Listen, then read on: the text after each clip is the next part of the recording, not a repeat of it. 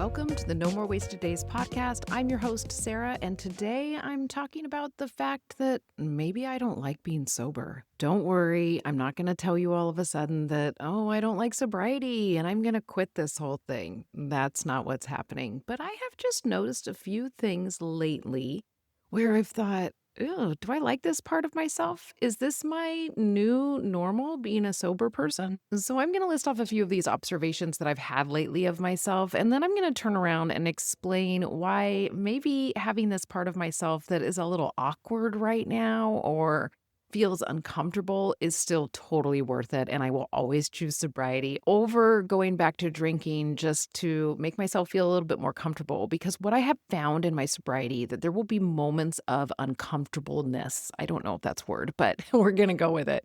But there will be moments of uncomfortableness and they will eventually pass. And when you get over those and to the other side, it is amazing. It is so worth it. Now, I have to be totally honest with you. I'm kind of going off the cuff here today. My notes are like not even half of a page when I'm looking at them. And a lot of times I have a really outlined episode for you where I have done a lot of research and I am making sure that I'm going to hit every point. So we will see how this goes, and just know that I'm really speaking from the heart as I go. And if you noticed, you're like, this was really good. I liked this better than your regular episodes. Let me know, because maybe we can do more of these things. Because I've really been analyzing a lot of things in my business with No More Wasted Days where I'm like, what do I want to change? Where do I want to keep the same? And I am thinking that the podcast is a super cool place where I can sit and speak to you from my heart and really tell you what's going on. Because I always think my podcast is kind of like, I don't want to say my super fans, okay? But you are the people who get me the most. I feel like on social media, people find me and they are kind of like, this lady is interesting. But when you are a podcast listener, you are like, this is my girl. I get her. She gets me. So I'm like, why not let you into my head a little bit more? So let's see what you think. Now, before we dive into this, I do want to let you know that you can hop into the Daymakers community, and it's really where you do get more of me. So if you're like, God, this lady is my person, then hop into the Daymakers community, because I just got off a call with my Daymakers and I got to tell you, those are my sober besties in there.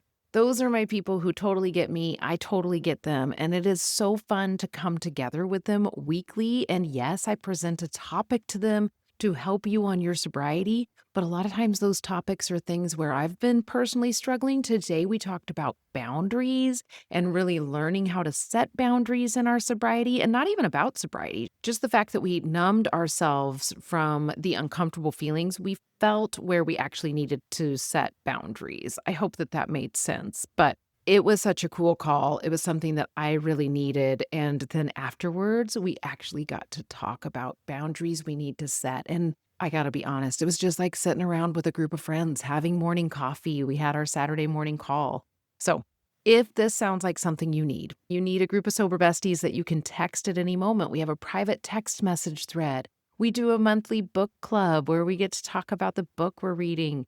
We have our group calls where we go on and then we continue to talk about those group calls in the message thread. If this sounds like something you need, then check out the link in the show notes of this episode and try out the Daymakers. You can try out your first 2 weeks for only $7 and decide if it's a good fit for you. Okay, now let's dive into this episode. So, like I said at the beginning, I'm having these moments of like, do I like my sober self? Is this who I am now? And I do feel like a lot of that is midlife.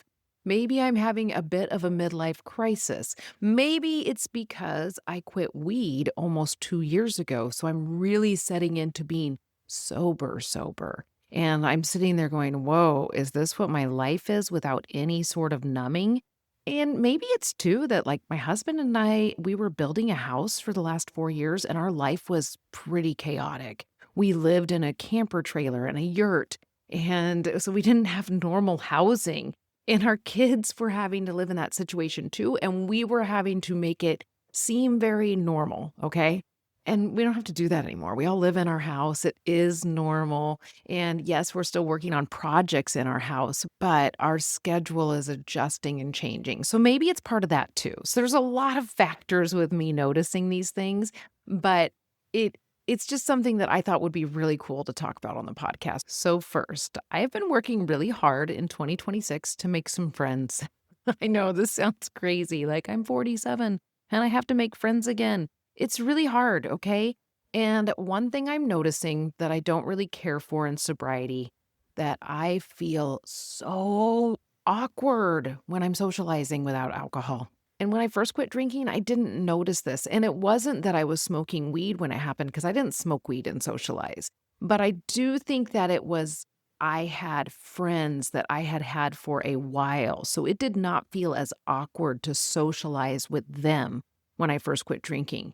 But now we live somewhere new and I'm trying to make friends, and it's really awkward when you're first trying to talk to people that you're just meeting. Now, I have met some people and we have just hit it off and it's super easy, so that does happen. But I do feel like in my drinking days, I was able to hang out with people where maybe we didn't have everything in common. We had some things in common, and I could tolerate it. I don't want to say that because those people I still really enjoyed, but we wouldn't have those awkward silences. Like, I feel like there have been so many times where I have just been like, this is so awkward. So let me give you an example.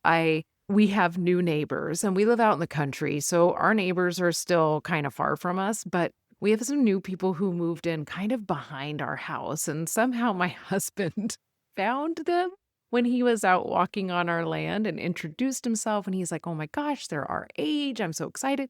We've had them over a few times and it's awkward. They are so nice and I really like them, but I'm always like, oh my gosh, am I coming off as a complete weirdo?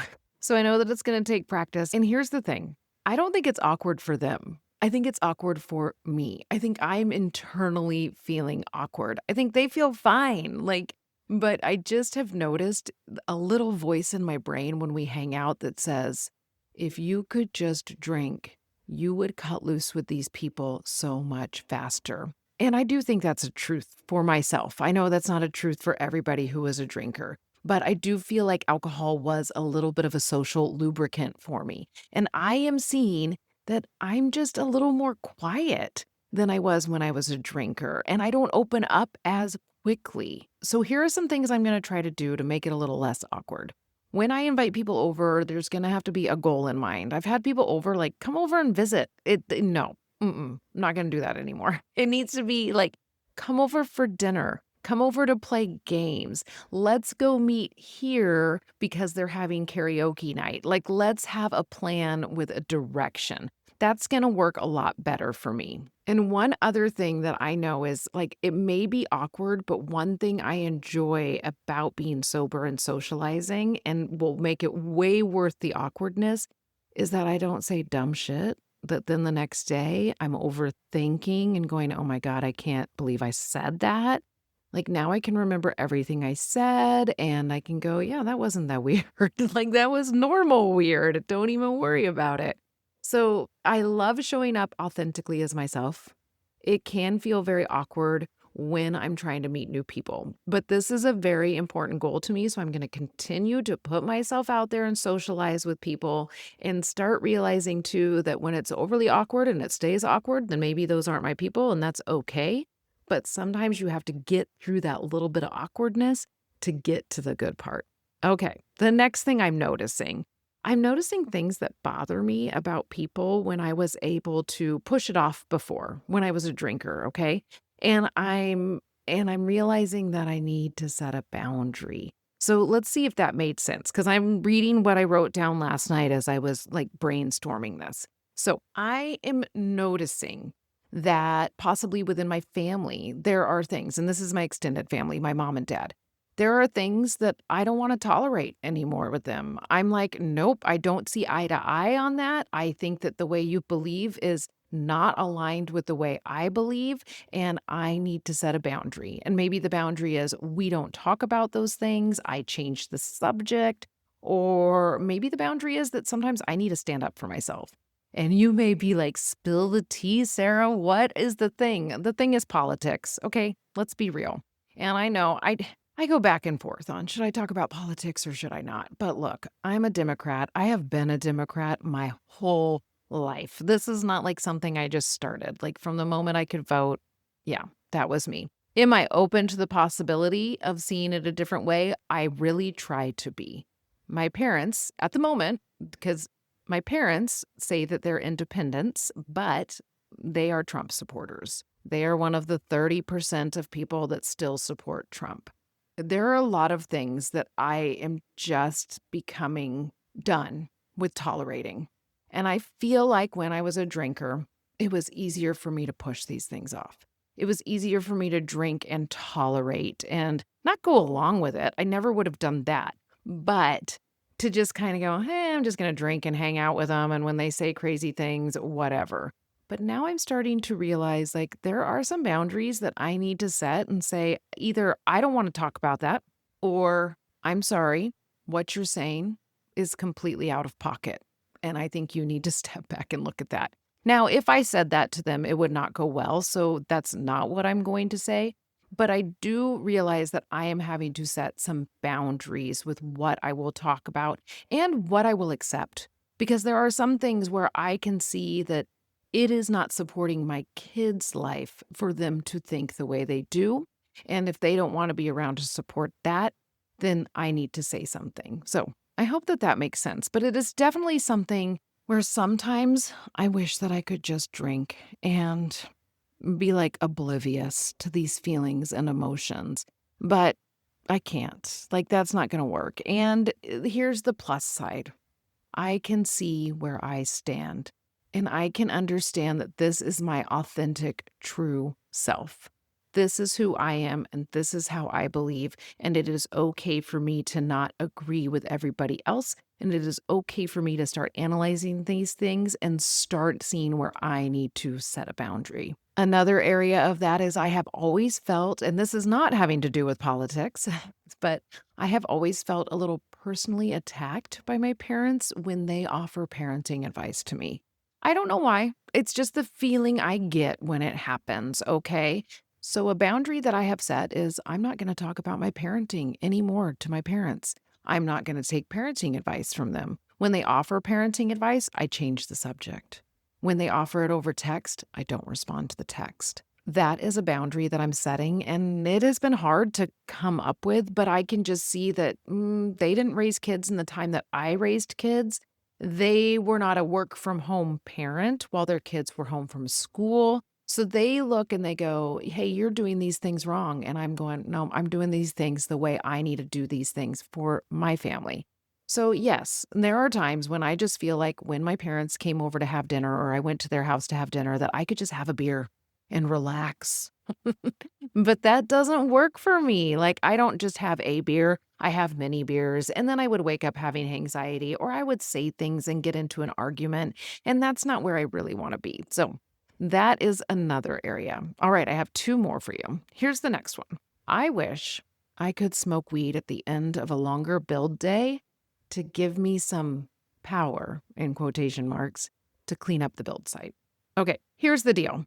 I smoked weed at the end of a day, and it's like it gave me a little bit of two things. It allowed me to unwind, and it allowed me to have that extra push to clean up if we were building. Like I'd be like, all right, we're going to turn on some music. I'm going to get stoned. I'm going to clean up the build site, and I would get really into it. And the build site would be super clean, and it would be awesome. But then I would be stoned and kind of that residual stoned feeling after we were done, where then you need to smoke again to keep it going. And then I was crabby with my kids and it just didn't work. Okay. There have been a lot of times this summer where I just feel like I just need that little extra push. Oh, if I could just smoke weed right now, it would give me that extra push to do this yard work, to get this next chore done. But I always go back to, while that sounds good in the moment, it actually leaves me feeling very drained, exhausted, tired, crabby later on in the evening. And I don't like that. And a lot of times in the evening now, in complete sobriety, I'm able to work in the evening, like computer work. And that's something I wasn't able to do. And that gets me ahead for the next day. So I'm ready to enter that next day. And especially when we have build days, like I build all day long with my husband. I don't work on no more wasted days on those days. And then I'm able to still put in that time, check in with my Daymakers community, check in with the people going through my challenges, or just make sure I'm ready for the next day. Like if I have a guest coming on the podcast, I wasn't able to do those things when I was smoking weed. Like, it would be that I'm gonna smoke weed that evening, and then the next day is when I'm gonna pick everything up. So there is definitely a plus, and I can lean on that when I'm having that craving for, like, in the instant. It would be so nice to have this and to have this little extra, I guess. Another thing is I've just accepted the fact that my house is a little messier now in complete sobriety. If you come over and visit me, and I hope you don't come over unannounced. That would be my worst nightmare. But if you did, the house is going to be a little messy, okay? There's going to be random shit on our porch that I need to clean up. Like, that's on my to-do list today. There's going to be piles that I didn't go through, okay? If you come onto our build site, oh, holy moly, if we're in the middle of a project, you're going to be like, whoa, what are these people doing? Like, it's just not going to be as clean as it used to be. And that's something I've had to accept. If you can't accept that about me, well, that's your business, right? So those are my two things with that. Like, it would be good in the moment, but it's not worth it in the long run. And I've just come to accept that maybe I'm not keeping up with the Joneses as far as a clean house. Now, I don't have a dirty house, people. My bathroom is clean. Please do not start being like, you need to have a clean house for your kids. I do. My house is clean. It's just a little more cluttered than maybe I would prefer from time to time. And when I was stoned, my house was a lot cleaner. Okay, last thing, and I hope that you've enjoyed these, but the last thing is life has been so super stressful lately. Oh my God, this has been a hard freaking summer. I used to be a teacher, and so summers meant time off, time to play, time to go have fun. I am not a teacher anymore. I stay at home. I work on No More Wasted Days. I'm a UGC creator also. I'm trying to start that up. So that means I work from 9 to 5 on the weekdays. I can't just always go like, oh, let's have a lake day today. I do have the luxury in my schedule of being able to do that if I want to in the middle of my day, but I can't do it every day like I used to when I was a teacher. And my kids are at this age. They're 15. They're learning how to drive. They're both almost through driver's ed. My daughter's totally through it. My son just needs to pass the written test. But they can't just leave to go see their friends yet, and they need to socialize. And we live out in the country, so it is kind of hard to keep them busy right now. So I've had to really work, and there have been so many times where I'm like, oh my God, it would be so nice at the end of the day to just sit on my deck and check out with a drink. But I know what that really is.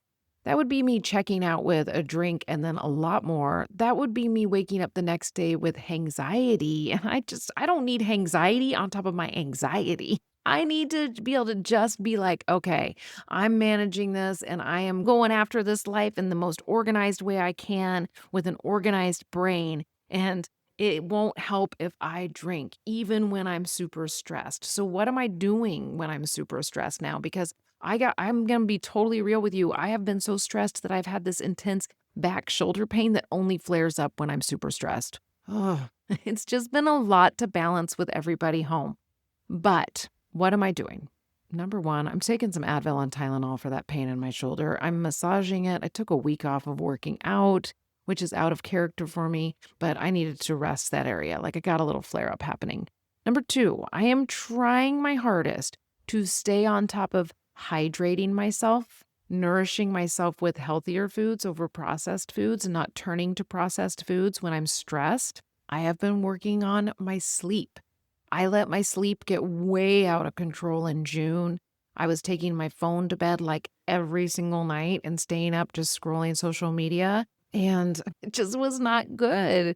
This past week, I have worked really hard on hydrating, getting in 80 ounces of water each day. It's been pretty easy to get back into because I'm in that schedule when my kids are in school. Eating, it's been hit or miss. I've been about, I don't even want to say 80-20. Hell no, I haven't been 80-20. I've been about 50-50.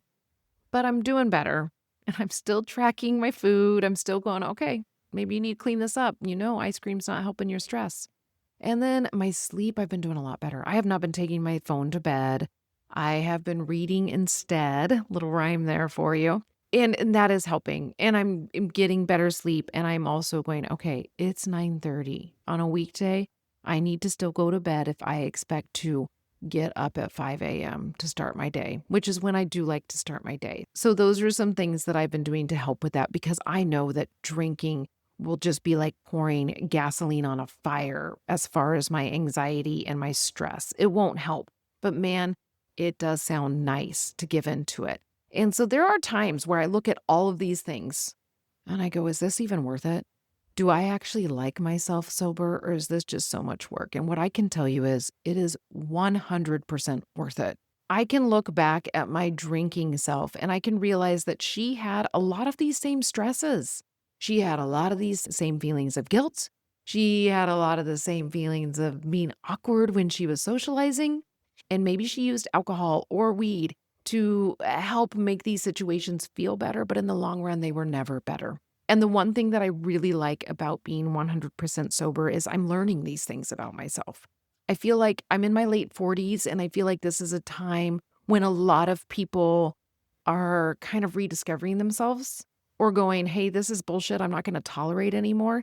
And to be able to do it 100% clear headed and know that I can trust the thoughts that I'm having is one of the biggest gifts that I've given myself.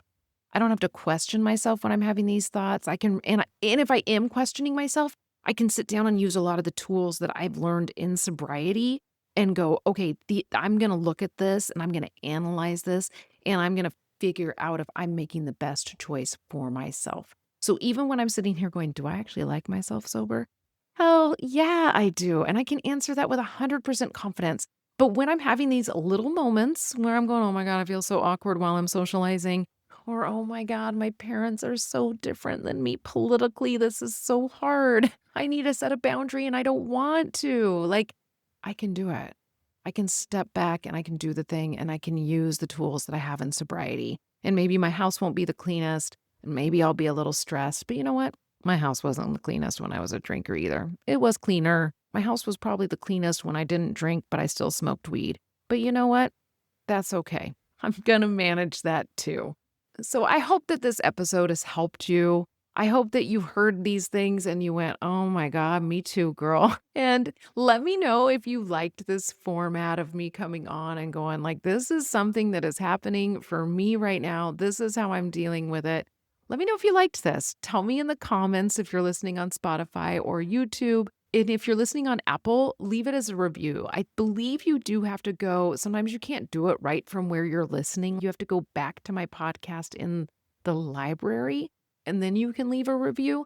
But I read those. Or you can send me an email at Sarah, with no H, Sarah at nomorewasteddays.co. So it's Sarah, S-A-R-A, Sarah at nomorewasteddays.co. I just said that 5,000 times. I think you know how to spell my name now. And No More Wasted Days is all one word in that, of course.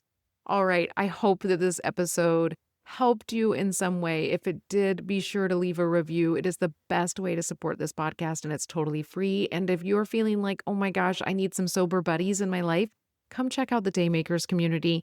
Come try us out. See if we're your cup of tea. You can try us out for 2 weeks for $7, and the link is in the show notes of this episode. Thank you so much for listening, and I will be in your ear in the next episode.